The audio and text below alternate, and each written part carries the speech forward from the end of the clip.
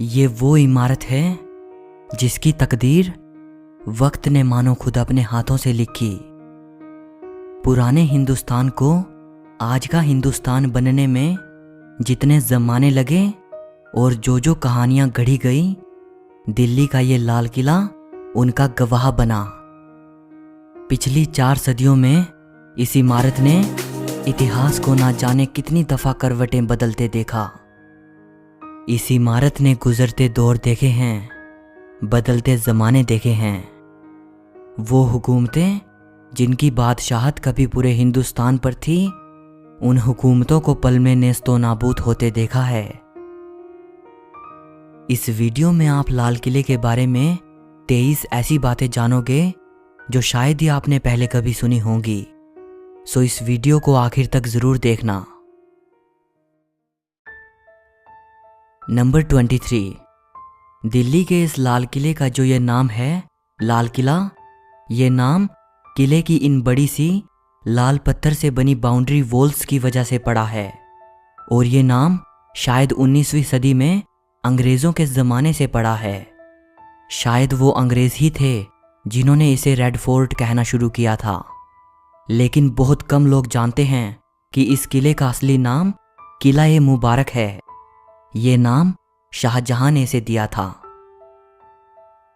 Number 22, Shahjahan ने लाल किला बनवाने का तब सोचा जब उसने ये फैसला किया कि अब मुगल साम्राज्य की राजधानी आगरा से दिल्ली बदल दी जाए।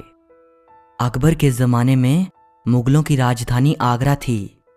अकबर को दिल्ली उतनी पसंद नहीं थी क्योंकि दिल्ली अकबर को अपने पिता हुमायूं की शेरशाह सूरी से हुई हार याद दिलाती थी।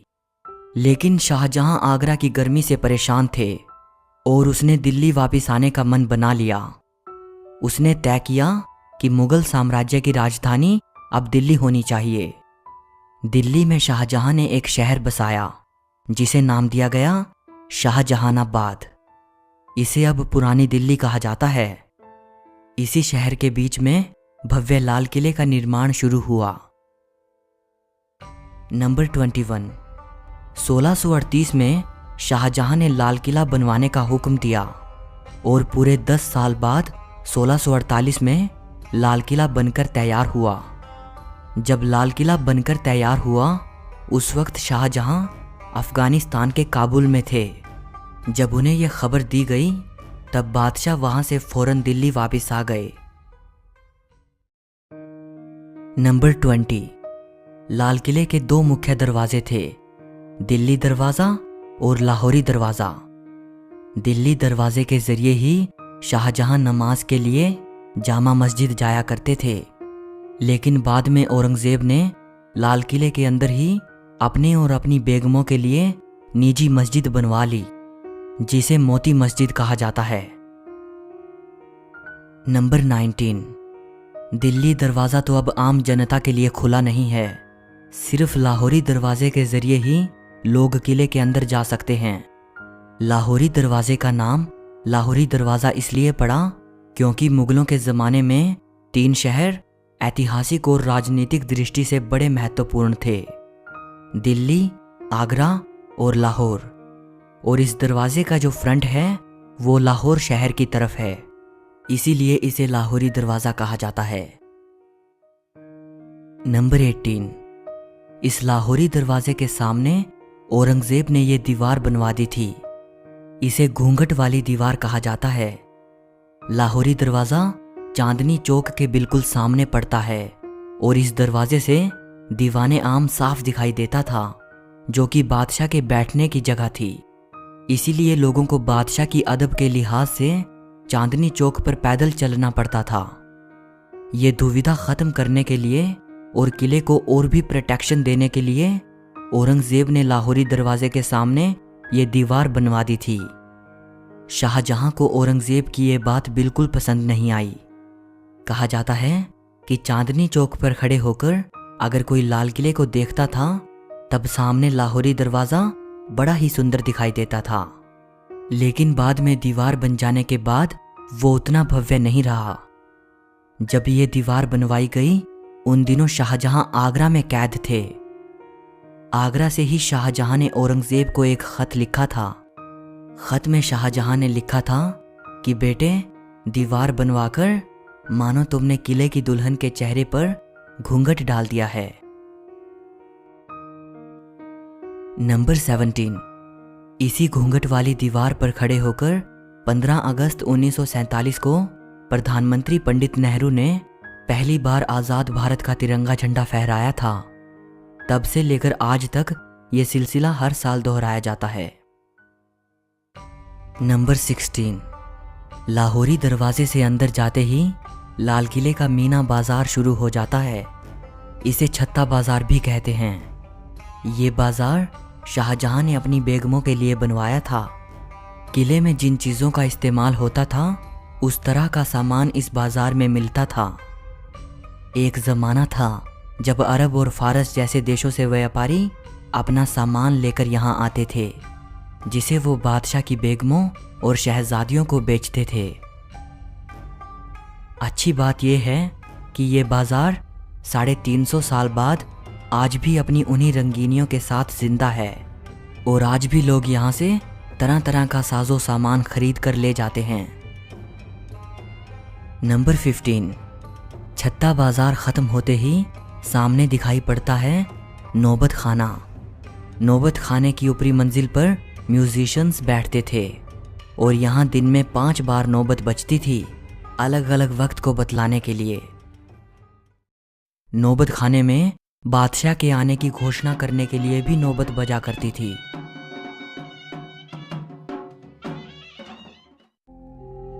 इसी नौबत खाने के अंदर 9वें मुगल बादशाह जहांदार शाह और 10वें मुगल बादशाह फर्रुखसियर का कत्ल किया गया था। नंबर 14। नौबत खाने के बिल्कुल सामने पड़ता है दीवाने आम। नाम से ही अंदाजा हो जाता है, दीवाने आम यानी ऐसा शाही दरबार जो आम लोगों के लिए लगता था। दीवाने आम में मौजूद इस ऊंचे सिंहासन पर बैठकर बादशाह आम लोगों की समस्याएं सुनते थे और उनका समाधान करते थे। बादशाह के इस सिंहासन को नशे मने जिले इलाही कहा जाता था, यानी ऐसा स्थान जिस पर ईश्वर की छाया हो। इस सिंहासन के नीचे संगमरमर का एक बड़ा ही सुंदर तख्त रखा है, जिस पर खड़े होकर वजीर बादशाह को आम लोगों की परेशानियां पढ़कर सुनाता था या कोई गुजारिश पेश करता था। दीवाने आम के सिंहासन की इस पिछली दीवार पर संगमरमर का पत्थर लगा हुआ है। इस पत्थर पर इतनी खूबसूरत चित्रकारी की गई है जिसकी मिसाल दी नहीं जा सकती। ये चित्रकारी फ्रेंच आर्टिस्ट ऑस्टन द बोर्डो द्वारा की गई थी। नंबर 13। लाल किले की अगली इमारत है दीवाने खास, यानी ऐसा दरबार जहां बादशाह अपने खास लोगों से मिला करते थे, जैसे बादशाह के मंत्री, सलाहकार और उनके मेहमान वगैरह। दीवाने खास की ये पूरी इमारत संगमरमर की बनी हुई है। इसी दीवाने खास में बादशाह का वो आलीशान सिंहासन रखा हुआ था जिसके चर्चे सिर्फ हिंदुस्तान में ही नहीं बल्कि विदेशों में भी थे।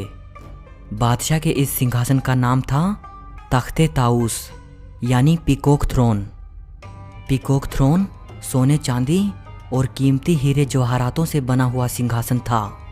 इसके ऊपरी सिरे पर हीरे मोतियों से बने 2 मोर थे और इसी पीकॉक थ्रोन में भारत का सबसे बेशकीमती हीरा कोहिनूर जड़ा हुआ था। पीकॉक थ्रोन की कीमत 17वीं सदी में भी कई करोड़ों में आकी गई थी।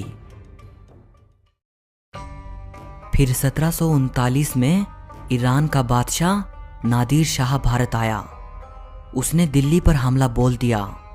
उसकी सेनाओं ने दिल्ली को जमकर लूटा और वो लाल किले की कई बेशकीमती चीज़ों के साथ पीकॉक थ्रोन और कोहिनूर हीरा भी लूट के ले गया। कहा जाता है कि दिल्ली को लूटने के बाद जब नादिर शाह और उसकी सेना ईरान वापस जा रही थी तो रास्ते में उन पर लुटेरों ने हमला कर दिया और कई चीज़ें लूट ली। उनमें से एक पीकॉक थ्रोन भी था। लुटेरों ने पीकॉक थ्रोन को तोड़कर उसके कई हिस्से कर दिए और उसे आपस में बांट लिया। कहा जाता है कि पीकॉक थ्रोन के टूटे हुए निचले हिस्से को आखिरी बार तेहरान के एक म्यूजियम में देखा गया था। तख्ते ताऊस में बैठकर बादशाह दीवाने खास में अपने खास लोगों से मिलते थे और सलाह मशवरा करते थे।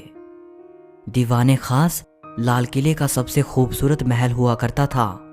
इसकी खूबसूरती का अंदाज़ा आप इसी बात से लगा सकते हैं कि इस महल की पूरी छत चांदी की हुआ करती थी। बाद में उस चांदी की छत को निकाल लिया गया।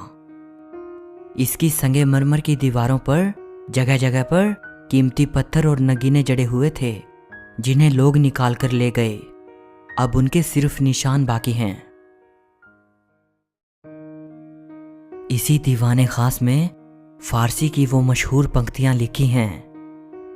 अगर फिरदौस बर रुए ज़मी अस्त, हमी अस्तो हमी अस्तो हमी अस्त। अगर धरती पर कहीं स्वर्ग है तो वो यही है, यही है, यही है। नंबर 12।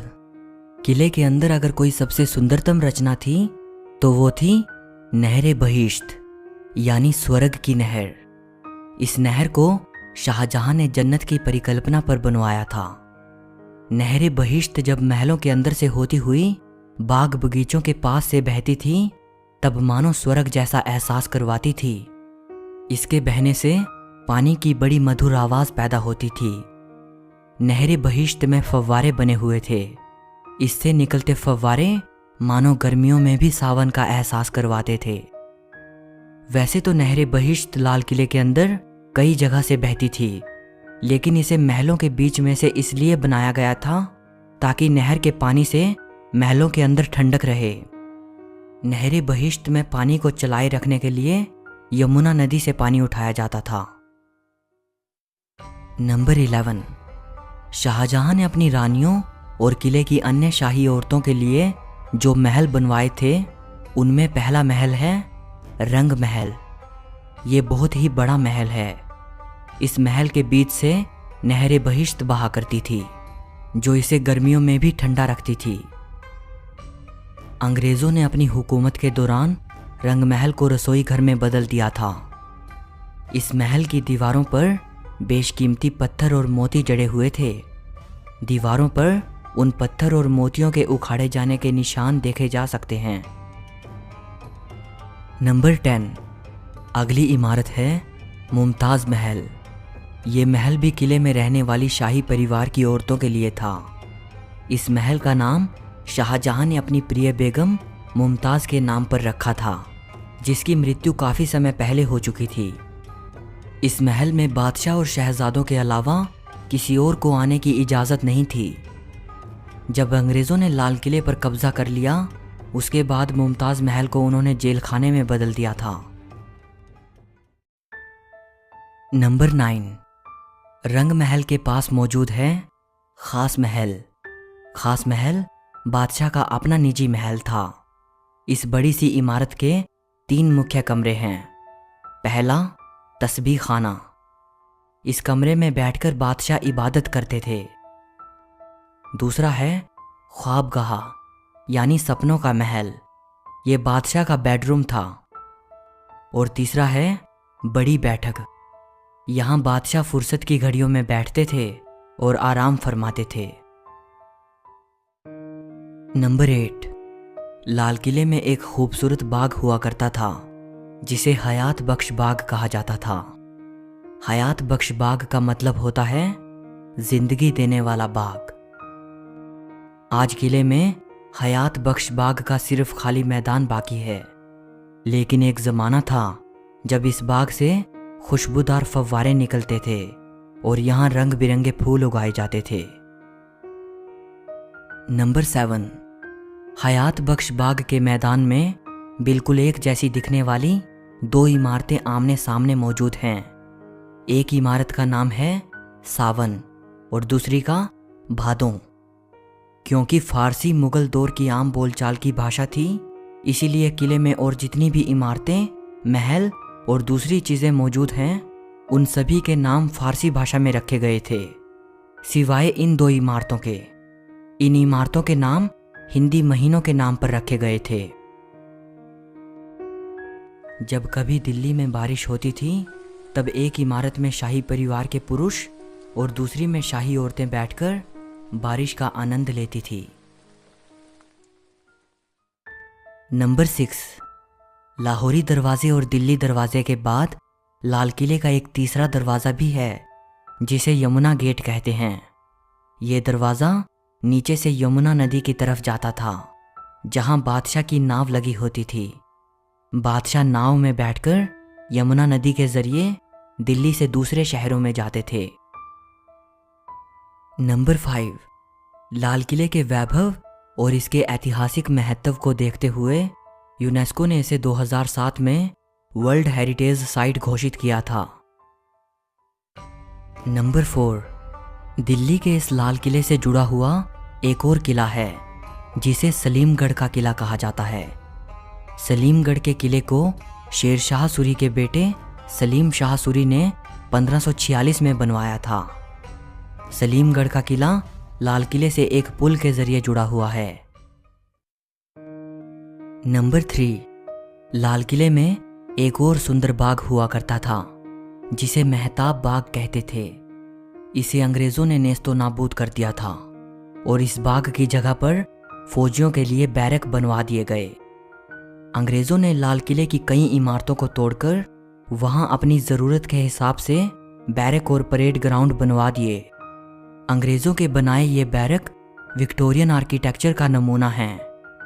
किले के अंदर मौजूद सभी इमारतों को अगर आप देखते हो तो आपको मुगली आर्किटेक्चर और विक्टोरियन आर्किटेक्चर में डिफरेंस साफ नजर आएगा। नंबर 2, ये है लाल किले का जफर महल। इसे आखिरी मुगल बादशाह बहादुर शाह जफर ने 1842 में बनवाया था। ये लाल किले के अंदर किसी मुगल बादशाह द्वारा बनवाई गई आखिरी इमारत है। नंबर 1, यहीं लाल किले में अंग्रेजों ने बादशाह जफर पर मुकदमा चलाया था। बादशाह को अपने ही मुल्क में अपने ही किले में अंग्रेजों के सामने नतमस्तक होना पड़ा। अंग्रेजों ने बादशाह जफर को अंग्रेजों के खिलाफ बगावत करने का दोषी करार देकर उन्हें देश निकाला दे दिया और उन्हें हिंदुस्तान से रंगून रवाना कर दिया जहां उन्होंने अपनी अंतिम सांसें ली। वहीं रंगून से ही बादशाह जफर ने लिखा था, कितना है बदनसीब जफर दफन के लिए 2 गज जमी भी ना मिली कुएं यार में। कि ऐ जफर तू कितना बदनसीब है, तुझे तो तेरे अपने ही मुल्क में दफन होने के लिए 2 गज जमी भी ना मिल सकी। अगर इस किले ने मुगल सल्तनत के चमकते हुए सूरज को देखा है तो इसने उस सूरज को अस्त होते हुए भी देखा है। लाल किला अपने बनने के दौर से लेकर आज तक ना जाने कैसी कैसी घटनाओं का साक्षी बना। लाल किला सिर्फ मुगलों के इतिहास का ही नहीं बल्कि भारत की आज़ादी की लड़ाई का भी गवाह रहा। अपनी बादशाहत कायम करने यहाँ कई हुकूमतें आईं और कई मिट गई, लेकिन ये इमारत बीते दौर की ना जाने कितनी कहानियां अपने साथ लिए सदियों से खड़ी है। इस वीडियो के लिए बस इतना ही। अगर आपको ये वीडियो अच्छी लगी हो तो इसे लाइक और शेयर ज़रूर करना और ऐसी ही और भी वीडियोस देखने के लिए चैनल को सब्सक्राइब करके बेल आइकन को दबा देना। सो मिलते हैं अगली वीडियो में।